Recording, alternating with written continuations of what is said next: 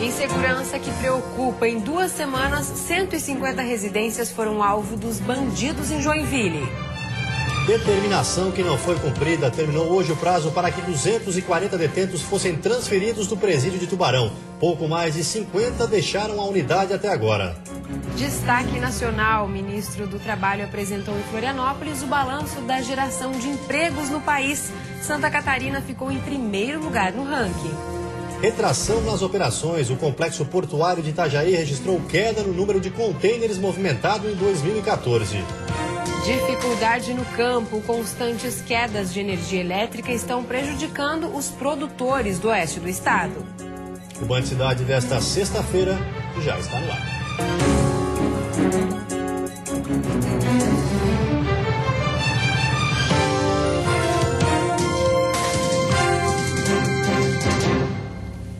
Olá, boa noite. Boa noite. Segurança nas ruas. Número de roubos e furtos diminui em Joinville em relação ao ano passado. Mesmo assim, em alguns estabelecimentos comerciais, as ocorrências continuam frequentes. Medo, insegurança. Estes são os sentimentos de quem já passou por uma situação como esta. Tá na loja, tá com medo que entre alguém. Quando entra alguém diferente, já dá um frio na barriga, porque tu não sabe se é um cliente, não sabe se é um bandido. Gera insegurança, gera medo, porque você fica aí à mercê de bandido, de pessoa nesse nível aí. Gracielze teve a loja invadida na madrugada de quinta-feira. Os bandidos entraram com uma caminhonete dentro do estabelecimento e levaram várias mercadorias. Esta é a 9ª vez que a loja é alvo de bandidos. Só nesse local, 9 vezes. A gente já foi, vai ficando calado. E agora eu falei, agora eu não posso ficar calada diante do que aconteceu, dessa barbaridade. Tem alarme, tem câmera, tem grade. Tem tudo que é pra gente fazer, tem. Apesar de ser comum, a frequência de roubos e furtos no comércio é menor do que em residências. No período entre 22 de dezembro do ano passado e 4 de janeiro deste ano, 150 casas em Joinville foram alvo da ação dos bandidos.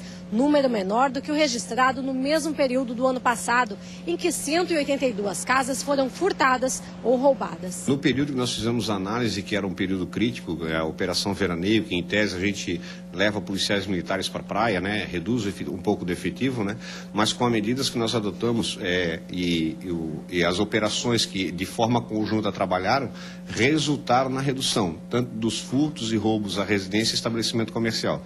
Isso da ordem de 20% a 25%. Para reduzir ainda mais esses números... E uma delas serão as barreiras móveis. Serão um total em torno de 7 barreiras móveis, né, que elas vão trabalhar em períodos não específicos, né, justamente com o objetivo de que as pessoas perceberem que, se nós tivermos efetivo material humano, nós conseguimos trabalhar com prevenção.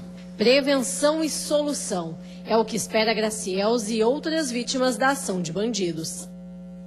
Terminou hoje o prazo dado pela Justiça para que 240 presos de Tubarão, no sul do estado, fossem transferidos. A determinação não foi cumprida. A decisão da juíza determinava o prazo de 90 dias para que cerca de 240 presos fossem transferidos da unidade, que tem capacidade para 372 e hoje abriga cerca de 500. De acordo com o diretor do Presídio Regional de Tubarão, pouco mais de 50 detentos foram transferidos neste período e uma nova transferência está programada para a semana que vem. Mas o Departamento de Administração Prisional, o DIAP, precisará de um novo prazo para conseguir atender a decisão judicial. O judiciário também, ele cobra, mas dentro da necessidade do sistema. Então ele sabe que o prazo de 3 meses, mas vão precisar de mais 3 meses. A dificuldade de encontrar vagas em outros presídios do estado contribuiu para o não cumprimento do prazo determinado pela Justiça. Mas uma solução pode estar próxima. Em Curitibanos já estão finalizando uma penitenciária lá com capacidade para 600 presos. Então eu sei que é pouco, mas já é uma luz para a gente tentar pelo menos tirar uns 30, 50 presos condenados daqui para a região de Curitibanos. O Presídio Regional de Tubarão continua interditado até que se atinja o limite de 372 detentos. Até lá, nenhum preso de fora da comarca de Tubarão poderá ser recebido na unidade. A juíza da 2ª Vara Criminal de Tubarão, responsável pela decisão, preferiu não se manifestar enquanto não tiver a posição oficial do DEAP. O trânsito na Avenida Beira-Mar de São José, na Grande Florianópolis, será interrompido neste final de semana para a construção de uma nova adutora de água. A interrupção da avenida será realizada das 7 horas da manhã de sábado até as 7 horas da noite de domingo.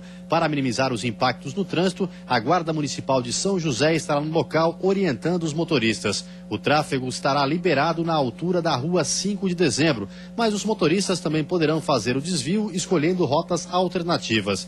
A interrupção é necessária para a construção de uma nova adutora que irá reforçar o sistema integrado de abastecimento na região da Grande Florianópolis, ampliando o fornecimento de água. O investimento previsto é de mais de 18 milhões de reais, com recursos financiados pelo governo federal. E a seguir, turismo prejudicado. Falta de terminais de cruzeiros no litoral catarinense impede a vinda de transatlânticos. E ainda, domingo é Dia Mundial de Luta contra a Hanseníase. Uma campanha está sendo realizada para tentar eliminar a doença no país.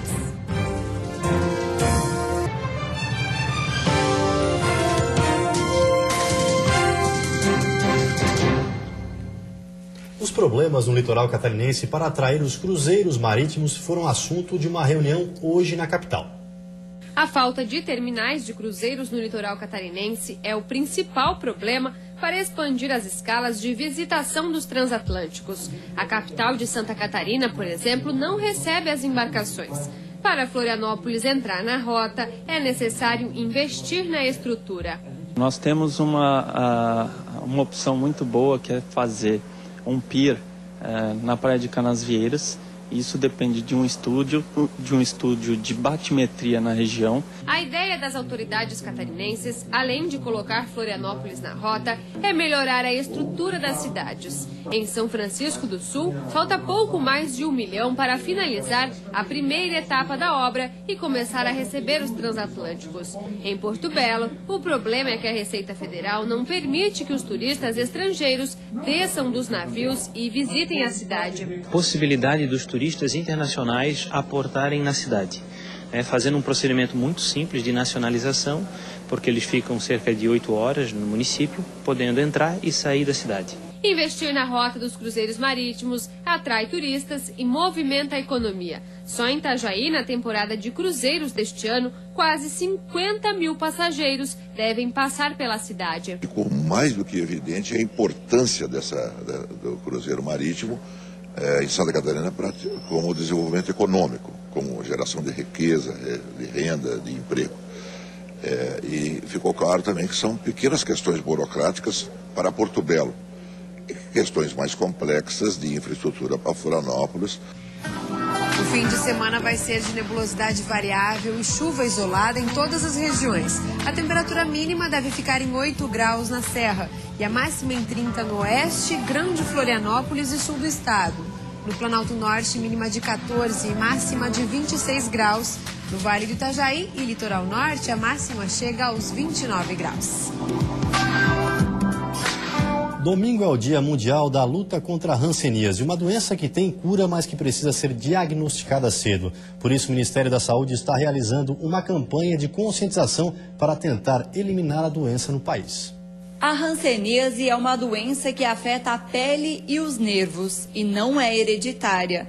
Ela é causada por uma bactéria e a transmissão acontece de uma pessoa para outra pelo contato direto e prolongado e normalmente pelas vias aéreas. E embora tenha cura, muitas vezes o diagnóstico é tardio, o que prejudica o tratamento. Por isso, o Ministério da Saúde lançou a campanha Hanseníase. Quanto antes você descobrir, mais cedo vai se curar. Então, Lages é referência, nas questões da hanseníase para toda a região da Mures. Hoje, aqui no ambulatório, a gente conta com um médico que faz todo o acompanhamento, uma técnica de enfermagem e o nosso laboratório municipal também, que é onde a gente consegue fazer o diagnóstico dos pacientes.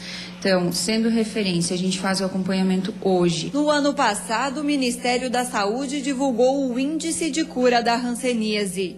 Santa Catarina somou 84%, um número considerado regular. Mas ainda é preciso ficar atento aos sintomas, como o aparecimento de manchas brancas e dormentes na pele, manchas avermelhadas, salientes e que não doem, não coçam e não ardem, dor e engrossamento dos nervos e formigamento nos braços, mãos, pernas e pés, caroços e inchaço no rosto e na orelha. No Brasil, mais de 31 mil pessoas foram diagnosticadas com hanseníase. Em Santa Catarina, até meados de dezembro, 127 pessoas estão em tratamento. Aqui em Lages, na Serra Catarinense, este número é ainda menor. São apenas 8 pacientes.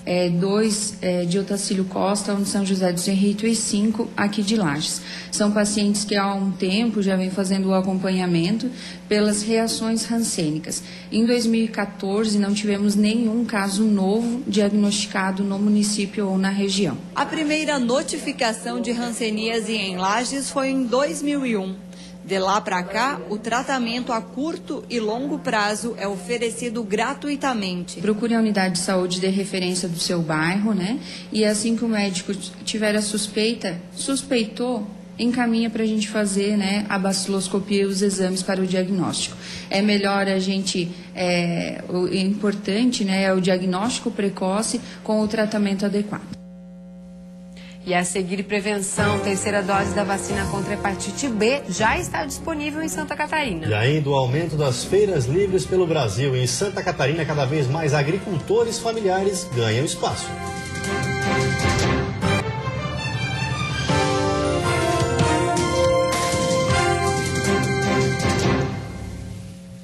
Já está sendo realizada em todo o estado a terceira dose da vacina contra a hepatite B. Quem tomou a primeira e a segunda dose deve procurar um posto de saúde. Crianças a partir do 1º ano de idade, jovens, adultos de até 49 anos, gestantes, manicures e pedicures, profissionais da saúde e caminhoneiros devem tomar a vacina contra a hepatite B. Para que ela tenha efeito, é necessário tomar as 3 doses. É importante porque a pessoa, para se considerar imunizada, ela tem que ter as 3 doses da vacina. Então, o que deve acontecer? As pessoas devem estar procurando uma unidade de saúde, que essa vacina está disponível nas nossas 23 salas de vacina aqui no município de Lages. É só procurar a unidade de saúde junto com a sua carteirinha para estar, assim, completando o esquema ou fazendo a vacina se porventura não tenha. Em Santa Catarina, 113.725 pessoas receberam a primeira dose em julho do ano passado, mas pouco mais de 98 mil deram continuidade. Só no ano passado foram notificados 57 novos casos de hepatite A, B e C aqui em Lages. Atualmente, a Vigilância Epidemiológica notificou 11 novos casos. A hepatite B é uma inflamação do fígado, geralmente causada por vírus ou pelo abuso de bebida alcoólica e por reação de algum medicamento. É uma doença silenciosa e, quando apresenta sintomas, podem ser cansaço, febre, mal-estar, tontura, olhos amarelados.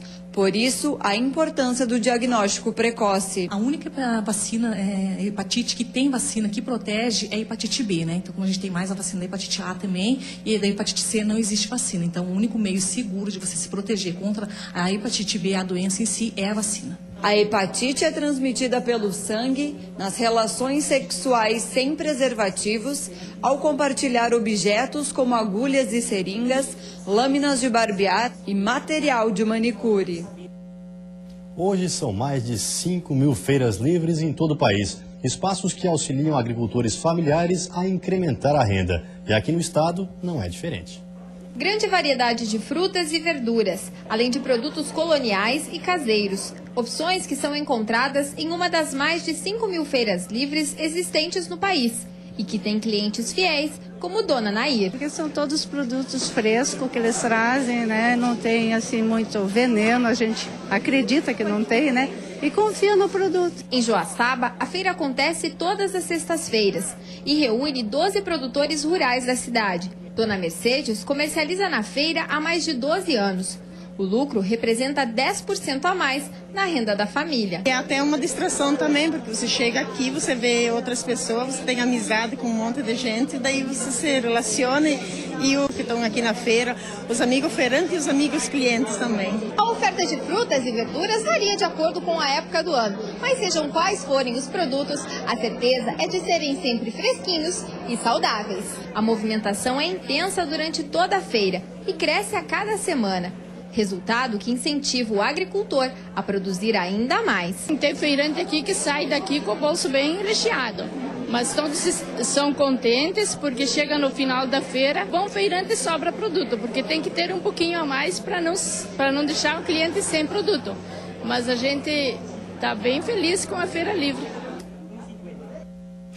Tempo nada bom para os negócios portuários. O complexo de Itajaí registrou queda no número de contêineres movimentados no ano passado. Em 2014, passaram pelo complexo portuário de Itajaí 1.086.514 contêineres. O número é 2% menor do que aquele registrado em 2013, quando foram movimentados 1.104.923 contêineres. Um dos fatores que pode ter influenciado nos números é a falta de uma bacia de evolução, local onde os navios fazem a manobra de retorno. A obra já foi licitada e o contrato precisa ser homologado. Depois que o canal for ampliado, o complexo portuário de Itajaí poderá receber navios de até 366 metros de comprimento. Hoje, o limite é para navios de até 306 metros. Com outros fatores que também agregaram a esse processo. Nós tivemos uma concorrência de outros portos que também dividiram essas cargas. Nós tivemos o advento do porto de Itapoá, nós tivemos a melhoria do porto de Imbituba, os portos de Santos tiveram mais 2 grandes terminais de contêineres. Esse mercado também ofereceu mais opções aos armadores. Isso também impactou na redução da nossa movimentação. Em 2014, os congelados corresponderam a 50% das exportações que passaram pelo complexo portuário de Itajaí. Os produtos são provenientes da agroindústria catarinense. Já em relação às importações, o destaque é para os produtos químicos, que representam 30% do total. Embora o ano passado não tenha sido bom para os negócios, o complexo portuário de Itajaí ainda é o segundo no ranking nacional de movimentação de contêineres, atrás apenas do Porto de Santos. E a seguir, a manifestação contra o aumento da tarifa do transporte coletivo de Florianópolis. E ainda, destaque nacional, o ministro Manuel Dias apresentou hoje na capital o balanço da geração de empregos no país. Santa Catarina está em primeiro lugar.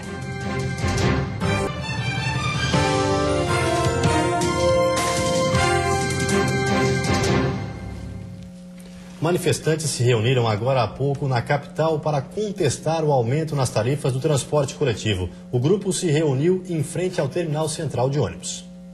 A passagem subiu 33 centavos para quem faz o pagamento com cartão e 40 centavos para quem usa o dinheiro nas linhas que transitam dentro de Florianópolis. Os trajetos intermunicipais também tiveram reajuste.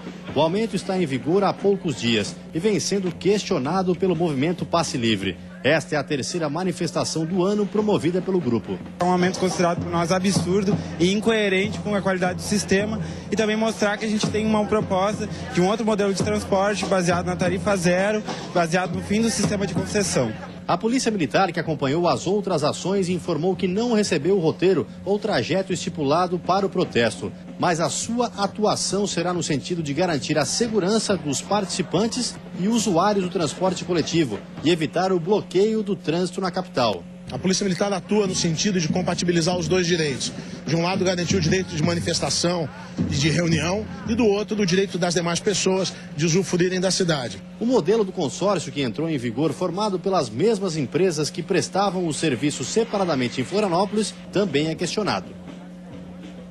As temperaturas elevadas e as frequentes quedas de energia elétrica estão prejudicando a avicultura no estado. Produtores do Oeste estão preocupados com as perdas na produção.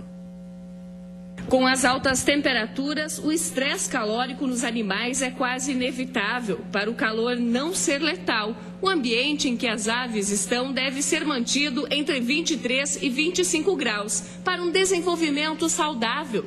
com as altas temperaturas no verão. Este produtor está preocupado. Ele já teve vários prejuízos com a falta de energia elétrica e precisa deixar ligados os ventiladores e nebulizadores 24 horas por dia. Falta luz, está pronto para abate, vai dar uma mortalidade alta, porque não tem como controlar, né, a temperatura. Precisa 12, 15 ventilador, mais um nebulizador para botar água, para molhar eles. Com a falta de luz e sem ter como fazer o resfriamento, muitas aves não resistem ao calor.